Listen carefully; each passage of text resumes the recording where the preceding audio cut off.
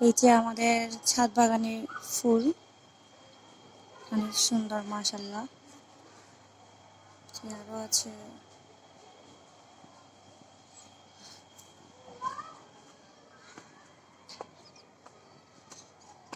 সবাইকে একটু দেখিয়ে দিই। এগুলো আমার ননদের গাছ,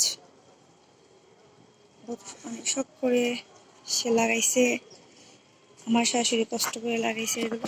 এই যে ডালিম ধরেছে আরেকটি, এখানে আর দুটি ডালিম ধরেছে। গাছগুলো অনেক শখ করে লাগানো, প্রতিদিন 3-4 বার করে দেখতে আসে এগুলোকে, খুব ভালো লাগে।